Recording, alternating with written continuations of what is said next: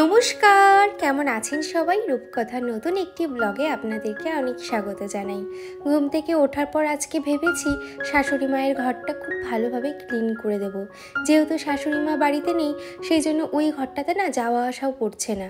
আর all time যেহেতু মাম্মাম ওই ঘরটাতে খেলাধুলো করে, আর ওই ঘরটা না যখনই আমি গোছাই তখনই মাম্মাম হুড়িয়ে ফেলে। তো ভাবলাম আজকে একটু পরিপাটিভাবে আমি গুছিয়ে রাখবো, যাতে একটু ভালো লাগে দেখতে, আর শাশুড়ি মা আসলেও কিন্তু ওনারও একটু ঘরটা দেখে ভালো লাগবে আর কি। তো যাই হোক, এদিকে একটু আমি ফ্রেশ হয়ে নিচ্ছি। কখন যে চা খাবো তার ঠিক ঠিকানা নেই। সকালে ঘুম থেকে ওঠার পর একটু কাড়া খেয়েছিলাম, দেখলাম হাজব্যান্ড কাড়া করেছে, তো ও একটু খেলো আর আমাকেও একটু দিল। কাড়াটা খেয়ে না এত ভালো লাগছিল, গলা খুসখুস করছিল, আর যেহেতু ওতে এলাচ দেওয়া ছিল আর দারচিনি দেওয়া ছিল, সেজন্য গলা দিয়ে যখন যাচ্ছিল না, খুব সুন্দর একটা আরাম লাগছিল। আর এদিকে যে আমি প্রত্যেক দিন মর্নিংয়ে যে স্কিন কেয়ারটা করি সেটা হচ্ছে একটু সানস্ক্রিন অ্যাপ্লাই করি। কোনো দিন সানস্ক্রিনটাকে লক করার জন্য একটু ক্রিমও ব্যবহার করি, তবে আজকে ক্রিম ব্যবহার করলাম না।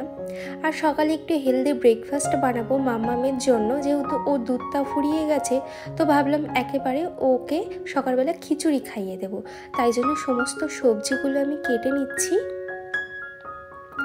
আরও বেশি কিছু সবজি দিতাম, ব্রোকলি, তারপরে আরও যে সবজিগুলো আছে ক্যাপসিকাম, তো ওগুলো দিলে না মাম্মাম খেতে চায় না, তো যেগুলো খেতে চায় তো সেগুলোই আমি দিলাম। আর কড়াইশুঁটি কিন্তু মাম্মামের খুব প্রিয়, আমারও প্রিয় বলতে পারেন। আর এখানে আমি আজকে খিচুড়ি করার জন্য ইউজ করছি আগারোর মাল্টিকুক কেটেল। এর ভিতরে না সব কিছু করা যাবে, তো সেই জন্য আজকে ভাবলাম খিচুড়িটা বসিয়ে দেই, একটু নুন হলুদ দিয়ে দেবো, তেলটা এখন কিন্তু দেবো না। আর আমি মাম্মামকে না বাটার দিয়েই খাইয়ে দিই। আর যখনই এটা উতলে উঠবে না, এখানে না কমানোর সিস্টেম আছে, আমি একটু কমিয়ে দিলাম। আর এইদিকে দেখুন আমার খিচুড়িটা কিন্তু হয়েও গেছে, একটু হলুদ কম হয়েছে, ঠিক আছে, খেতে কিন্তু খুবই টেস্টি হয়েছিল। আর এর ভিতরে না একটু ডিমও সিদ্ধ করে নেব। আর এই মাল্টিকুক কেটেলে না আমি সব ধরনের রান্না করি মাঝে মধ্যেই, তবে এবার থেকে ভাবছি এবার থেকে টুকটাক করে গ্যাসটাকে বাঁচানোর জন্য তো এই মাল্টিকুক কেটেলটা আমি ব্যবহার করব। আপনারা যদি এই মাল্টিকুক কেটেলটি পারচেস করতে চান, অ্যামাজন থেকে ইজিলি পারচেস করতে পারেন, লিঙ্ক আমার ডেসক্রিপশানে দেওয়া আছে।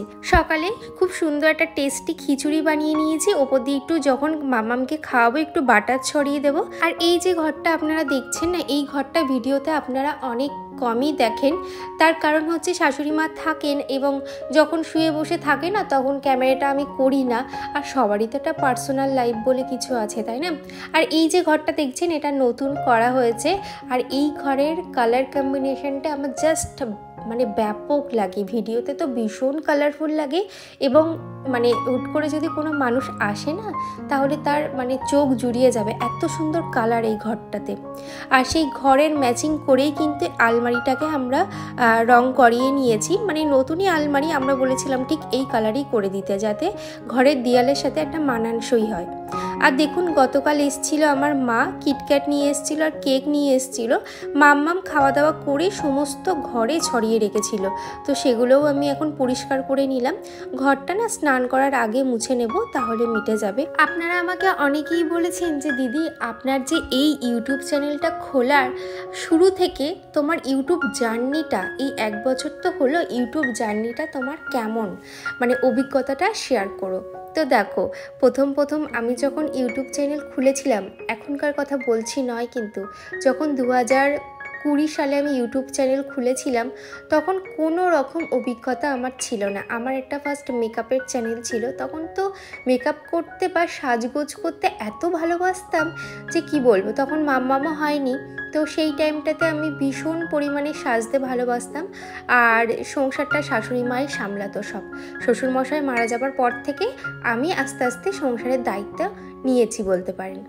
তো যাই হোক, তখন অফুরন্ত সময় ছিল, মেকআপ ভিডিও করতাম এবং মেকআপ নিয়ে সারাদিন পড়ে থাকতাম।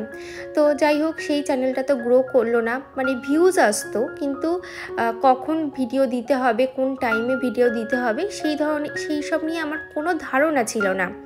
তারপরে আস্তে আস্তে একটা ব্লগ চ্যানেল করলাম, তো সেই ব্লগ চ্যানেলেও দেখলাম ঠিকঠাক গ্রো করছে না, কারণ আমার গাফিলতি, আমি একদিন দিতাম 2 দিন দিতাম না, তারপরে ভালোভাবে ভিডিও শ্যুট করতে পারতাম না। বলে না মানুষ একটা জায়গায় যদি থাকে না সেখান থেকে শিখতেই থাকে, কাজ শিখতেই থাকে। তো আমি ইউটিউবে এসে ইউটিউব থেকে মানে আজও অবধি শিখে যাচ্ছি। এটাকে সাবধানে নিয়ে যাচ্ছি এখন। গাছের পুষ্টি বলতে পারেন, প্রত্যেক সপ্তাহে বা সপ্তাহে 2 দিন করে আমি এটা দেওয়ার চেষ্টা করি।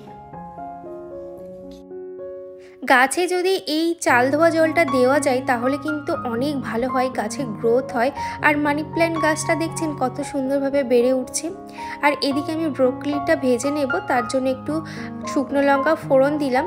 এই যে শুকনো লঙ্কা ফোড়নটা দিলাম না, এটা ভাতে মেখে খেতে দারুণ লাগে। তো সবশেষে আমি একটাই কথা বলবো, ইউটিউব প্ল্যাটফর্মে এসে আমি এখনও পর্যন্ত শিখে যাচ্ছি, নিজের মধ্যে আস্তে আস্তে পরিবর্তন আনছি এবং সংসারের কাজেও অল্প অল্প করে যখন যেটা মনে হয় পরিবর্তন আনার তো সেগুলো করি।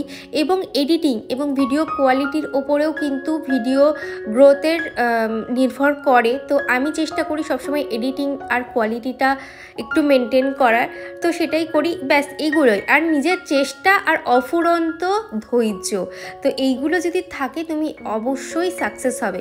শুধু ইউটিউবের ক্ষেত্রে নয় কিন্তু, এটা যে কোনো কাজের ক্ষেত্রে যদি ধৈর্য এবং নিজের মধ্যে যদি জোর থাকে না যে আমি পারবোই, তাহলে কিন্তু অবশ্যই হবে। আপনাদের সাথে অনেক কথা বললাম। আজকে কিন্তু ঘরের মধ্যে রান্না হচ্ছে না, আজকে সম্পূর্ণ যে টেংরিটা এনেছিল সেটা রান্না হবে বাইরের উনুনে। উনুনে যদি খাসির মাংস বা যে কোনো জিনিস যদি রান্না করা হয় না, ভীষণ টেস্টি হয়। তো আমরা চেষ্টা করি মাঝে মধ্যে যখন ওই চিকেন বা মাটন আনে না, তখন একটু উনুনে রান্না করার, তাহলে না বেশ ভালো টেস্টি হয়।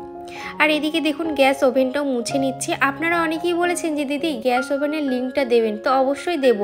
আমার অ্যাকাউন্ট থেকে তো অর্ডার করা হয়নি, মানে আমার হাজব্যান্ডের অ্যাকাউন্ট থেকে অর্ডার করা হয়েছিল, ওর কাছ থেকে লিঙ্কটা নিয়ে আমি আমার কমিউনিটিতে দিয়ে দেব। আগে যে বেসিনের কলটা আমাদের লাগানো ছিল কালো কালারের, যারা আমার প্রথম থেকে ব্লগ দেখে তারা জানবে হয়তো, তো ওই কলটা না একদমই ভালো হয় না, ওই রকম সিস্টেমের কল একদমই নেবেন না।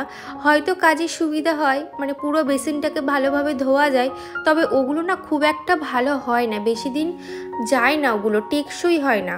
তো তারপরে আবার এই ধরনের স্টিলের কল এনে তাই লাগানো হলো। পুরোটাই ওটা মানে স্প্রিং লাগানো থাকে, তো সেই স্প্রিং থেকে পুরোটাই ভেঙে গেছে।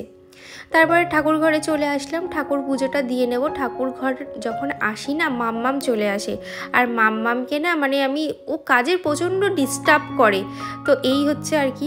আর এই জামাগুলো না এখন মাম্মামকে পরিয়ে দিচ্ছি, তা না হলে না অনেক জামাই আছে যেগুলো মাম্মামের এখন আর হয় না, জানেন তো। আর কেমন লাগছে মাম্মামকে জানাবেন অবশ্যই। ঠাকুরের জল মিষ্টিটা এখন দিয়ে নিলাম, পুজো করলাম। মন ঠান্ডা করে পুজো যদি না করি না, দিন শেষে গিয়ে মনে হবে যে কোনো কাজে আমার একটু খুঁত আছে, এরকমই মনে হয়। এখন নিচে যাব, জ্যাঠা শ্বশুর মশাইকে বললাম আপনি স্নান করুন আর আমি পুজোটা দিয়ে আসি। তো পুজোটা দিলাম, এবার খেতে দেব সবাইকে, তারপরে বাকি কাজ। আর মাম্মাম আছে বাইরে, মাম্মামের খাওয়াতেও আজকে প্রচুর লেট হয়ে গেছে। চলুন দেখতে থাকুন।